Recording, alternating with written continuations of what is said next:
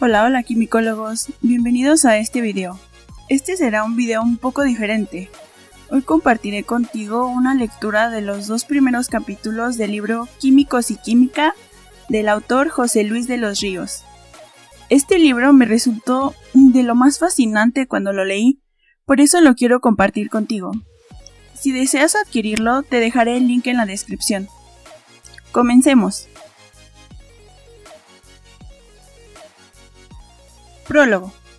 Esta obra, que comprende de la era de los primeros alquimistas a la era de los plásticos y la química farmacéutica, presenta una colección de biografías de los químicos más importantes, narradas de una forma ordenada para explicar la evolución de la ciencia que estudia la materia y sus transformaciones.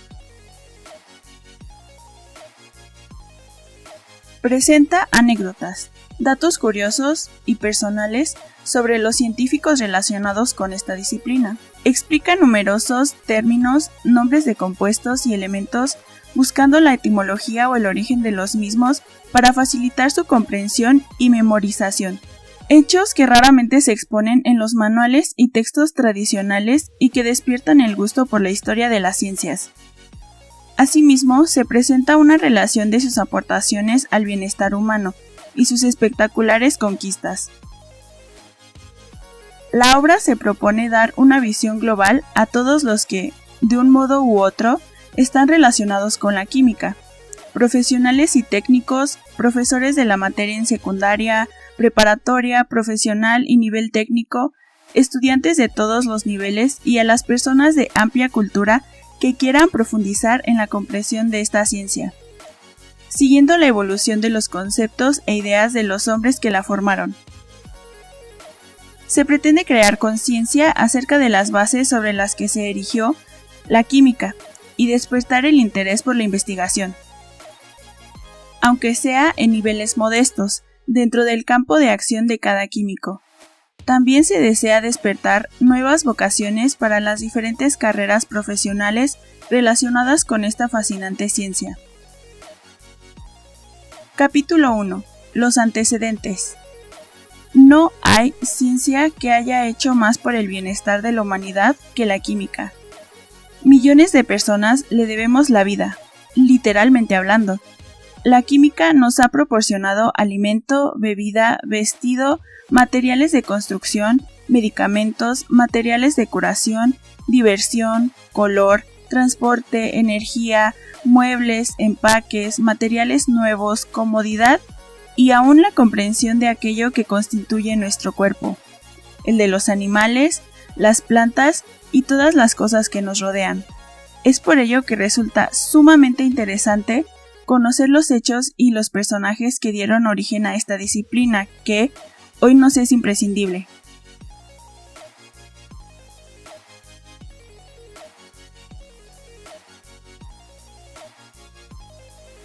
La química es la ciencia que estudia la materia y sus transformaciones. Por tanto, tiene vocación materialista. Todo lo que está relacionado con la materia le compete. Así que sus antecedentes históricos se remontan a la aparición misma de la especie humana. En un principio, nuestros más remotos antepasados utilizaban como herramienta los materiales tal y como los encontraban en la naturaleza: piedras, palos, huesos, cuernos, pieles. Durante el Paleolítico o Edad de Piedra, desarrollaron técnicas para golpear una roca con otra y así obtener lascas o piedras con filo, las cuales usaban a manera de cuchillos para destazar animales y cortar otros alimentos. Los arqueólogos saben esto, porque han encontrado restos de piedras quebradas intencionalmente.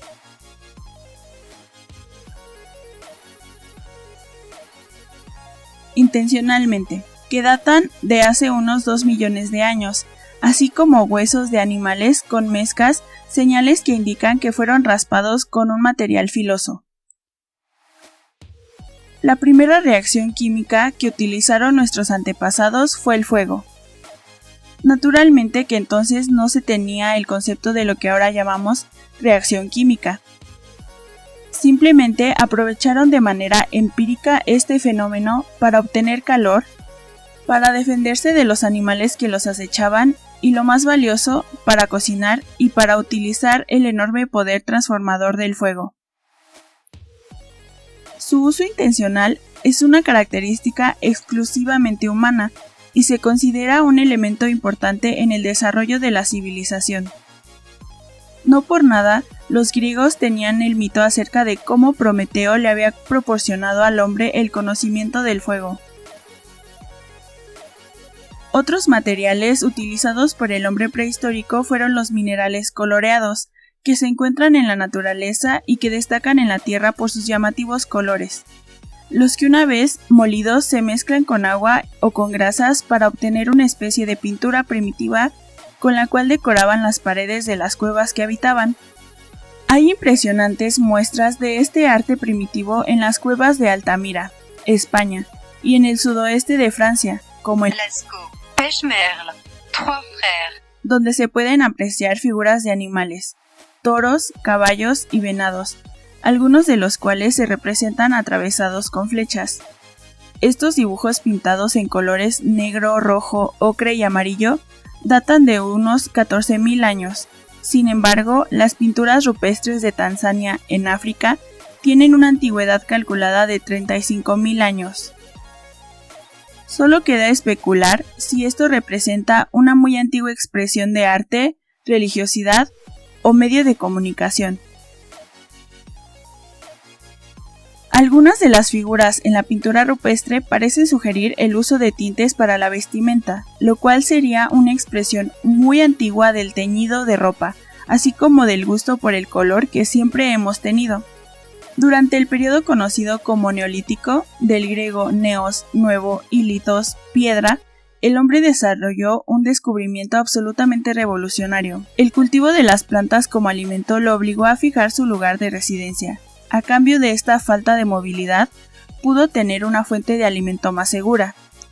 Esta relativa abundancia permitió ratos de ocio, los cuales aprovecharon algunos pueblos para observar y reflexionar acerca del mundo que los rodeaba, para embellecer su entorno, en una palabra, para ir desarrollando una cultura. Hace unos 4.000 años antes de Cristo, surgieron dos civilizaciones de primerísima importancia, ambas ubicadas cerca de los ríos que les proporcionaban el agua necesaria para la práctica de la agricultura. Estas civilizaciones fueron la egipcia y la mesopotámica. Egipto se desarrolló en las riberas del río Nilo, y los pueblos mesopotámicos a las orillas de los ríos Tigris y Éufrates. La alfarería. Desde épocas muy remotas se descubrió que el fuego endurecía la tierra mezclada con agua y que, además, esta mezcla podía ser moldeada antes de someterse al calor del fuego, en forma de recipientes o figuras. La alfarería es una tecnología muy antigua y universal, practicada por casi todos los pueblos del mundo. En la gruta de Francia se descubrieron unas estatuas de 1 metro de altura, de bisontes moldeados en arcilla que tienen unos 15.000 años de antigüedad. Existen otras figurillas de barro cocido que datan de hace unos 18.000 años. El desarrollo de los hornos para alfarería permitió que se alcanzaran temperaturas mayores a las logradas con una simple fogata. Este avance conduciría a otros descubrimientos. Los metales. Los primeros metales utilizados por el hombre fueron aquellos que se podían hallar libres en la naturaleza, tales como el oro, la plata y el cobre, los cuales podían encontrarse en forma de pepitas. Su brillo tan diferente al de otros componentes de la Tierra, sin duda atrajo la atención de los primeros humanos, sobre todo el color amarillo del oro, metal que ha sido muy apreciado como material de ornato desde tiempos prehistóricos. El resto de los metales se encuentran combinados con algún otro elemento, casi siempre con oxígeno, y no es tan simple su obtención. El primer metal que se extrajo de su mineral fue el cobre, que obtenían los egipcios muy probablemente a partir de la malaquita, un material verde azuloso compuesto principalmente de carbonato de cobre. El método de obtención de metales a partir de sus minerales consiste en calentarlos a altas temperaturas, en un horno con carbón o leña, De este modo el metal se libera de los elementos con los que está combinado. Un mineral fácil de tratar es precisamente la malaquita. Tal vez este material fue introducido por accidente o bien por curiosidad en un horno de alfarero para, después de cierto tiempo, notar que la piedra verde había desaparecido y, en su lugar, se encontraba un pedacito de cobre metálico. En hallazgos arqueológicos se han encontrado objetos de cobre fundido en excavaciones hechas en Egipto y Mesopotamia, actualmente conocida como Irak, los cuales datan de unos 3500 años antes de Cristo. En el Egipto predinástico, hace aproximadamente 3400 años antes de Cristo, se conocían la plata, el plomo y el hierro, el cual era muy raro. Posiblemente era obtenido de los meteoritos que caían del cielo. Esto se sabe porque en los objetos hechos con este hierro se han encontrado trazas de níquel, composición típica de los meteoritos. Por el año 2000 a.C., el hierro era muy común entre los egipcios, quienes, al parecer, lo compraban a los hititas, un pueblo asentado cerca del Mar Negro, el cual era muy hábil en la obtención y trabajo de los metales como el hierro y el oro. El bronce, que es una aleación de cobre y estaño, data también de esta época. El origen del estaño, necesario para fabricar la aleación, es todavía un misterio. Posiblemente se obtenía de alguna mina ahora ya agotada. El plomo normalmente se encontraba presente en los minerales de donde se extraía la plata. El mercurio se obtenía del mineral llamado cinabrio. Los únicos metales conocidos en la antigüedad y hasta la Edad Media fueron 7: oro, plata, cobre, estaño, plomo, hierro y mercurio, los cuales fueron asociados con el Sol, la Luna, Venus, Júpiter, Saturno, Marte y Mercurio respectivamente. El vidrio. El vidrio se desarrolló en Mesopotamia y Egipto, al mismo tiempo que la alfarería, alrededor del año 4000 a.C. Originalmente era parte de un proceso de esmaltado de la cerámica. Se usaban hornos cerrados para cocer las piezas de cerámica en lugar de someterlas a fuego directo. El auge de la fabricación del vidrio en Egipto se alcanzó por el año 1370 a.C.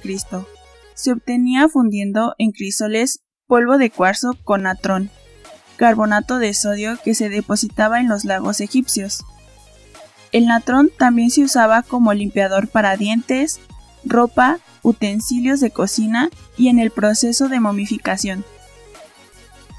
Para colorear el vidrio se usaban sales de cobre, finamente molidas, con las cuales se obtenían hermosos tonos azulados y verdosos. Para otros colores se empleaban otros minerales. También se podía fabricar incoloro si se deseaba. El vidrio se usaba para elaborar vasijas, frascos e imitaciones de piedras preciosas. Durante el Imperio Romano, en todas las regiones bajo su dominio se vendían los artículos de vidrio elaborados por los egipcios, los cuales eran altamente apreciados y considerados objetos de lujo. Los colorantes. Desde tiempos muy remotos se emplearon algunos colorantes de origen animal y vegetal para teñir las telas. Uno de los más famosos era el púrpura de Tiro, ciudad de la antigua Fenicia, situado en lo que ahora es Líbano. Se extraía de las glándulas de pequeños moluscos marinos. El proceso y la materia prima eran muy caros, por lo que el púrpura se convirtió en el color que simbolizaba la realeza. Primero su uso estaba restringido para teñir ropa de los senadores romanos, y después se hizo exclusivo para la vestimenta del emperador. De una enorme cantidad de moluscos se obtenían apenas unos cuantos gramos. Las conchas y los animales muertos acumulados entraban en descomposición y despedían un hedor insoportable, que fue, por mucho tiempo, característico de los tintoreros de Tiro. El púrpura se hervía durante 2 semanas, en recipientes de plomo o estaño, para evitar que se decolorara. Los egipcios obtenían el azul índigo de una planta, la indigófera. El escarlata se extraía de unos insectos del género Kermes, nombre del cual proviene la palabra carmesí. Los procesos de teñido fueron descritos por el historiador romano Plinio, de cuyos relatos se concluye que desde entonces se utilizaban los mordientes, sales metálicas que ayudan a fijar el color en los textiles. En un momento continuamos con el segundo capítulo. Solo quiero recordarte que, si te ha gustado este video, por favor dale like, suscríbete y activa las notificaciones para que no te pierdas los siguientes videos. Continuemos. Capítulo 2. Las teorías griegas. Siempre que se escribe sobre la historia de alguna ciencia, es inevitable tener que mencionar a los filósofos de la antigua Grecia. No hay tópico importante de ciencia o filosofía que no hayan examinado. Por eso la influencia de su pensamiento llega hasta nuestro tiempo. Respecto a la materia, tema de estudio de la química, los filósofos griegos fueron los primeros que se preguntaron de qué estaban hechas las cosas que componen nuestro universo, y también fueron los primeros que trataron de dar una respuesta sin recurrir a la intervención de los dioses, demonios o de alguna influencia mágica. Los filósofos de la Grecia clásica tenían en muy alta estima las actividades intelectuales y mostraban gran desprecio por los trabajos manuales, los cuales estaban asignados a los esclavos, de modo que sus teorías eran meramente ejercicios mentales, especulativos, sin la menor comprobación experimental. Así, varios pensadores griegos formularon su opinión acerca de cuál sería el elemento del que estaba constituido todo el universo. Tales de Mileto. Tales nació en Mileto, un puerto en la costa occidental de Asia, entre los años 624 y 640 a.C. Estudió astronomía con los babilonios y alcanzó un nivel de conocimiento tal que pudo predecir con exactitud el eclipse de sol que ocurrió en el año 586 a.C. Tales era el típico sabio distraído. Se dice que en una ocasión caminaba mientras observaba las estrellas, y era tanta su abstracción que no se fijó en el camino y fue a dar al fondo de una zanja. Una mujer que pasaba por ahí acudió para ayudarlo a salir del agujero, al mismo tiempo que se burlaba de él diciendo: «He aquí un hombre que quiere estudiar el universo y no es capaz ni de ver por dónde va». En otra ocasión le preguntaron por qué, si era tan inteligente, no había hecho fortuna. Él respondió a esta crítica con acción. Compró todas las prensas de aceitunas que pudo porque, de acuerdo con sus observaciones, se avecinaba una abundante cosecha. Al ocurrir esto, efectivamente, hubo una gran demanda de prensas, las cuales estaban casi todas en poder de Tales. Él las alquiló a precios elevados, convirtiéndose en una persona adinerada y de paso callando a todos sus detractores. Durante uno de sus viajes por Egipto, lo retaron a que midiera la altura de la pirámide más alta. Él se limitó a medir la sombra proyectada por la pirámide y la comparó con la sombra de una vara de altura conocida, y así resolvió fácilmente el problema que le habían planteado. Tales aprendió geometría en Egipto, pero alcanzó un mayor nivel de abstracción. Ideó un sistema para obtener nuevos postulados matemáticos a partir de las leyes conocidas, método llamado deducción matemática. En el área de la física, estudió el fenómeno del magnetismo.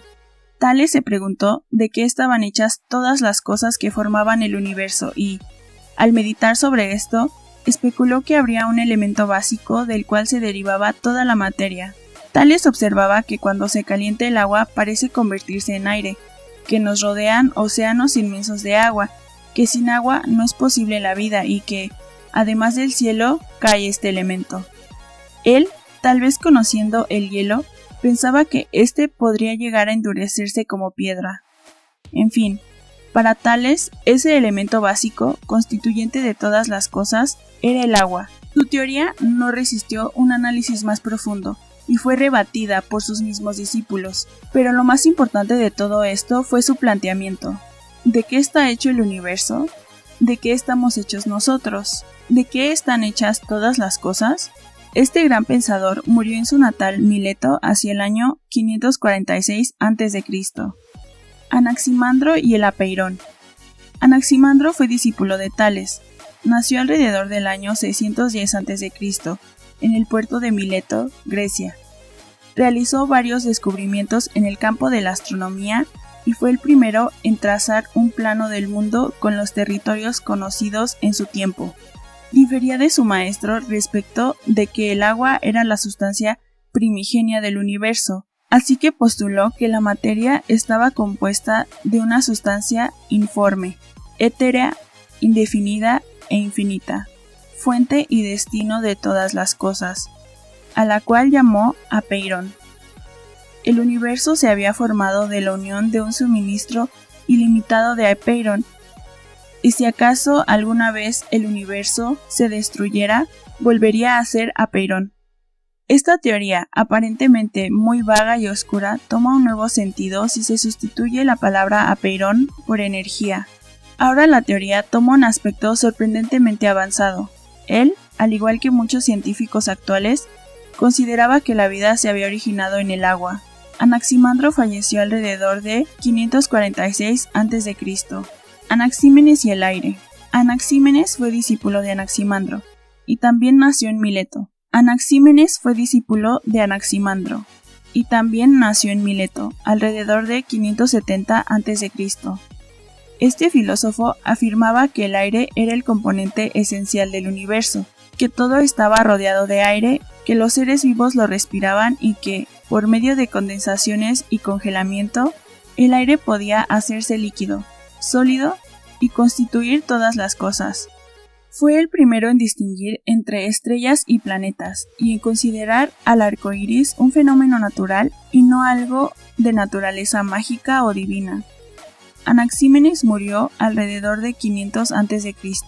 Genófanes y la Tierra. Genófanes fue el fundador de la escuela de pensamiento de Elea o Eleática. Nació en Colofón, Jonia, alrededor del año 570 a.C. Él creía que todas las cosas, incluyendo al ser humano, se componían de agua y tierra. A los seres vivos los consideraba derivados del barro. Genófanes es más conocido por haber hecho la observación de que en algunas montañas se habían encontrado conchas marinas, por lo cual formuló correctamente la teoría de que las características físicas de la Tierra cambian con el tiempo, y así dichas montañas debieron haber estado cubiertas por el mar en alguna época. La fecha de la muerte de Genófanes fue alrededor de 480 a.C. Heráclito de Éfeso y el fuego. Heráclito nació en Éfeso, cerca del puerto de Mileto, en 540 a.C. y falleció alrededor de 475 a.C. Era famoso por su visión pesimista acerca de la vida, al grado de que le apodaban el filósofo llorón. Consideraba que todo cambiaba continuamente y que lo único permanente era el cambio mismo. Aquello que mejor representaba este principio era el fuego, siempre cambiante y además transformador de las cosas por excelencia. Por lo tanto, el fuego debía representar el elemento base del universo. Empédocles de Agrigento y los 4 elementos. Empédocles nació en Acragas, moderna Agrigento, Sicilia, en 490 a.C. Filósofo, médico, poeta y estadista, era miembro de la escuela de Pitágoras, por lo que tenía influencia del misticismo pitagórico. Él creía que poseía poderes sobrenaturales y que era capaz aún de resucitar a los muertos. Según la leyenda, Empédocles, casi al final de su vida, afirmó que en una fecha determinada sería recogido por una nave celestial y llevado a los cielos como un dios. Ese día, Empédocles, al ver que la nave no aparecía, se arrojó al cráter del monte Etna y desapareció para siempre. Corría el año 430 a.C. Empédocles escribió libros de versos sobre la naturaleza y un poema sobre aspectos médicos. Tenía conceptos muy avanzados para su época. Por ejemplo, mandó secar unos pantanos cerca de Agrigento por sospechar que eran dañinos para la salud.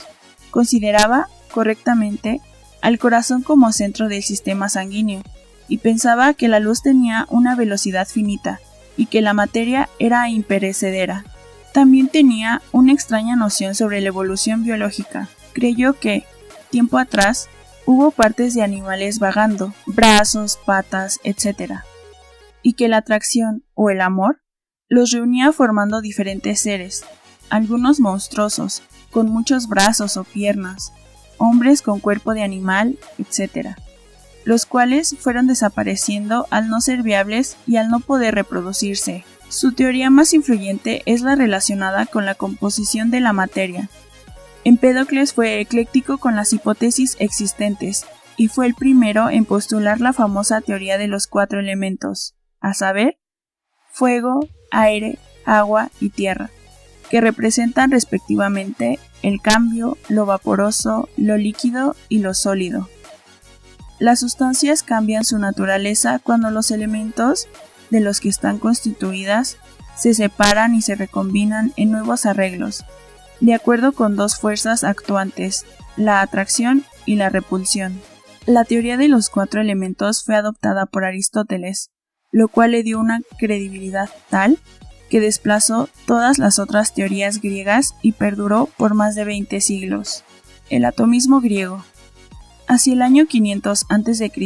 existió entre los pensadores griegos una polémica acerca de la divisibilidad de la materia. Unos filósofos afirmaban que, al igual que los números, la materia podía ser dividida una y otra vez hasta el infinito. Existía, sin embargo, otra corriente que afirmaba que había un límite en la división, un punto en el cual se acercaban a la nada y que esto no podía ser posible, porque implicaría que la materia está hecha de nada. Debería haber un punto en que las sustancias no podían ser partidas, debía existir una unidad mínima de materia, la cual no podía dividirse más. A esta expresión mínima de materia se le llamó átomo, del griego a, privativo, y temen, dividir, significa indivisible. El originador de esta vertiente de pensamiento fue Leucipo de Mileto. Anaxágoras y las semillas. Para Anaxágoras, quien nació alrededor de 500 a.C. en Calzómenes, cerca del puerto de Mileto, las cosas estaban compuestas de una especie de pequeñísimas semillas, espermata. El oro estaba compuesto de pequeñas semillas de oro, el corazón de pequeñas semillas de carne y así sucesivamente. Esta postura tiene mucha semejanza con la teoría atómica de Leucipo. Anaxágoras, que era un racionalista alejado de la religión y del misticismo, trató de explicar el origen del universo. Para él, los planetas y la luna estaban formados del mismo material que la Tierra. Llegó a esta conclusión después de examinar un meteorito pétreo que había caído del cielo, en un área cerca de donde vivía. También explicó correctamente las fases de la luna y el sol, así como los eclipses, basándose en un modelo mecanicista. Suponía que el sol era una roca incandescente, más o menos del tamaño de Grecia, y que la luna tenía una composición semejante a la de la Tierra, y que además estaba deshabitada. Con el tiempo, Anaxágoras se estableció en Atenas, lugar donde era apreciado por gente importante como Péricles y Eurípides. Sin embargo, debido a su forma de pensar, se vio sometido a un juicio, acusado de ateo y de infiel. El gran estadista, Péricles, tuvo que intervenir para salvarlo de la condena a morir, envenenado con cicuta. Anaxágoras decidió alejarse de Atenas y se encaminó a la ciudad de Damasco, donde ahora es Turquía, lugar donde murió hacia el año 428 a.C. Leucipo de Mileto. Leucipo nació en el puerto de Mileto entre 490 y 450 a.C. Poco se sabe de su vida, debido a que, por desgracia, todos sus escritos están perdidos. Es ampliamente reconocido como el fundador del atomismo, el cual postula que todas las cosas están formadas de partículas pequeñísimas que no pueden ser divididas a un tamaño menor, de aquí el nombre de átomo, palabra griega que significa indivisible. Leucipo llegó a esta conclusión haciendo este ejercicio mental. Si tomamos un trozo de material, cualquiera, y lo dividimos a la mitad, y una de esas mitades la partimos en dos, y así sucesivamente, llegará un momento en que la partícula sea tan pequeña que será imposible dividirla. Esta partícula indivisible es el átomo. Todas las cosas están formadas de átomos, los cuales tienen movimientos interiores que dan lugar a las composiciones y descomposiciones de las sustancias, y tienen diferentes formas y tamaños, lo que da características distintas a los materiales. La teoría atomista o atómica, cuya base solo era especulativa, se anticipó casi 2400 años a su época, por lo que cabría preguntarse, ¿puede la razón humana, sin ninguna experiencia, descubrir con el puro pensamiento las propiedades de las cosas reales? Leucipo era materialista y racionalista, y estableció la regla de la causalidad, que afirma que cada evento tiene una causa regida por las leyes naturales. No se conoce la fecha de la muerte de este gran filósofo. Demócrito de Abdera. Demócrito nació en Abdera, por el año 470 a.C. Fue discípulo de Leucipo y viajó mucho por Egipto y los países de Oriente, antes de establecerse en Grecia. A diferencia de Heráclito, Demócrito tenía una filosofía optimista de la vida, y era apodado el filósofo sonriente. Siguiendo las enseñanzas de su maestro, Leucipo consideraba que todas las cosas estaban formadas de partículas tan pequeñas que no podían ser divididas más, a las que llamaba átomos. Los átomos eran indivisibles, eternos, indestructibles, de diferentes formas y tamaños, lo cual determinaba las propiedades de los distintos materiales. A un lado de ellos solo existía el vacío, el espacio entre los átomos. Los átomos tenían movimiento, y este era regulado por las leyes naturales, que nada tenían que ver con dioses o demonios. Por otro lado, Demócrito, al igual que la mayoría de los filósofos jonios, creía que la Tierra era un cilindro y no una esfera, como afirmaban los pitagóricos. Murió alrededor del año 380 a.C. La idea de los átomos fue adoptada por el filósofo Epicuro, y hacia el año 57 a.C. apareció un largo poema del vate romano Lucrecio, de la naturaleza de las cosas, que habla sobre las semillas o átomos eternos e indestructibles, como constituyentes de la materia. La teoría atómica griega es sorprendentemente adelantada a su tiempo, y por lo mismo no tuvo mucho éxito, debido a que no podía explicar muchos de los fenómenos observados, tales como la evaporación, la solidificación, etc. En cambio, la teoría de los 4 elementos era más útil, debido a que, aparentemente, sí daba respuesta a estos y a otros fenómenos estudiados en esa época. Por esta razón, Aristóteles, quien llegó a ser extremadamente influyente en la filosofía, rechazó la teoría atómica y adoptó la de los 4 elementos, con lo cual relegó el atomismo a un olvido que duró varios siglos. Aristóteles, la teoría de los 4 elementos y la quintesencia. Uno de los más grandes pensadores de todos los tiempos es Aristóteles. La influencia de su pensamiento llega incluso hasta nuestros días. Nació en Estagira, al norte de Grecia, en 384 a.C. Su padre fue médico del rey de Macedonia, Amintas III. Quedó huérfano de ambos padres siendo todavía un niño, así que fue criado por un amigo de la familia. Cuando tenía 17 años de edad, se trasladó a Atenas para estudiar en la Academia de Platón, donde se destacó por su gran inteligencia. Al morir su maestro, se dedicó a viajar por territorios griegos, pero retornó a Macedonia en 342 a.C. para hacerse cargo de la educación del hijo del emperador, Alejandro. Cuando terminó su labor de enseñanza, Aristóteles regresó a Atenas, donde fundó una escuela conocida como Liceo, a la que también se llama Peripatética, por la costumbre del filósofo de dar clases al mismo tiempo que caminaba. Ahí permaneció enseñando y estudiando la naturaleza. Su discípulo se había convertido en emperador.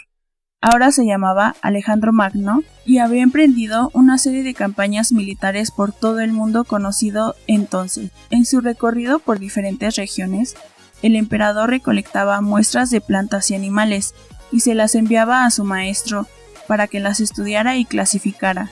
A la muerte de Alejandro Magno, en 322 a.C., Aristóteles, temiendo por su vida, tuvo que dejar Atenas, porque ésta no tenía, precisamente, las mejores relaciones con Macedonia.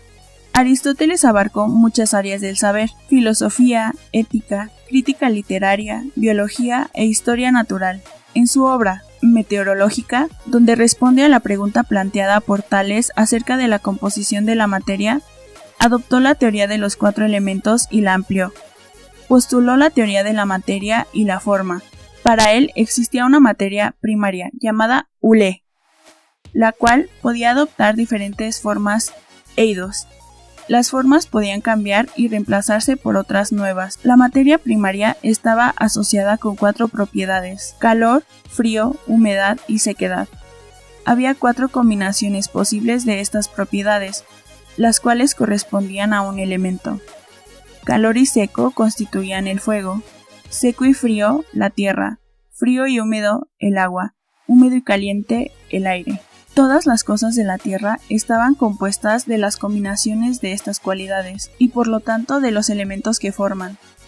Pero Aristóteles consideraba que los cielos y los cuerpos celestes estaban formados por un quinto elemento, más puro, superior y perdurable que los elementos terrestres, al cual llamó éter, y que más tarde sería conocido como el quinto elemento o quintesencia. Un ejemplo clásico que trataba de demostrar la veracidad de la teoría de los 4 elementos se observaba en la combustión de una rama verde, que al estarse quemando desprendía de fuego y humo, aire. De las partes que no están ardiendo se desprende un líquido, agua, y finalmente quedan cenizas, el componente tierra, es decir, la rama estaba formada de fuego, tierra, aire y agua. La teoría explicaba muchos fenómenos observados, por ejemplo, cuando 2 sustancias reaccionaban, a lo que Aristóteles llamaba mixis o crasis, lo que estaba ocurriendo era una recombinación de las propiedades de cada una de ellas, lo que producía una nueva sustancia con propiedades distintas. El calor es un agente transformador por excelencia. Basta observar en la cocina todos los cambios que produce. Así, el sol con su calor ejercía un efecto sobre la tierra, produciendo 2 exhalaciones, una seca y fuliginosa, ahumada como hollín, y otra húmeda. Estas exhalaciones eran responsables de la formación de los minerales y de los metales en el seno de la tierra. Según los postulados de Aristóteles, cualquier cambio era posible si la materia se reducía a un estado primigenio. Los alquimistas tomaron de aquí la inspiración para encontrar un camino hacia la transmutación de los metales. Más tarde identificarían la exhalación seca, con el azufre, y la exhalación húmeda, con el mercurio. De aquí surgió la creencia de que los metales estaban formados de azufre y de mercurio. La autoridad de Aristóteles era tan grande que todas sus aseveraciones se tomaban como verdades absolutas. Posteriormente se le acusaría, de manera injusta, de haber retrasado el avance de la ciencia precisamente debido a esto. A la muerte de Alejandro Magno, Aristóteles regresó a la tierra de su madre, Calcis, Eubea, en el año 323 a.C., lugar donde moriría un año después en el 322 a.C. Origen de la palabra química. La palabra química es muy antigua. Aparece en documentos que datan del siglo IV a.C., escrita como quemia. El erudito lingüista francés Jean-François Champollion, quien lograra descifrar el significado de los jeroglíficos egipcios, la deriva de Kemi o Kemet, palabra originaria de Egipto que significa negro, en referencia al color de las tierras fértiles alrededor del río Nilo, las cuales son negras. La relación se establece porque era en Egipto donde se practicaba la metalurgia, la momificación, la elaboración de aleaciones y otras actividades consideradas propias de la química. También es posible que el nombre venga de quema, una obra de alquimia de supuesto origen divino, citada por Zósimo de Panópolis, de quien se conservan los textos más antiguos sobre alquimia. Una palabra griega, quemia, mezcla de líquidos, está asociada con la fundición y la aleación de los metales. Existe un posible origen persa. Una antigua palabra usada para designar a los que trabajaban el oro sonaba como kemi, y pudo haber sido introducida por los árabes en Occidente. Lo cierto es que primero se le conoció como quemia y fueron los árabes quienes le agregaron el artículo al, convirtiéndola en alquimia, nombre que perduró durante mucho tiempo y que pasó a Europa, donde nuevamente le fue eliminado el artículo. Este cambio ocurrió en 1661, cuando Robert Boyle publicó su obra El químico escéptico. Si te gustó este estilo de video, puedes explorar los audiolibros de Audiobook Now. Te dejo el link abajo. Algunos títulos son gratis y no necesitas una suscripción para comenzar a comprar audiolibros. ¿Te gustó el diseño de México lleno de química y te gustaría comprarlo en una playera o en un sticker? Todos los links que necesitas están en la descripción. Muchas gracias por haber venido a aprender hoy conmigo. ¡Hasta la próxima!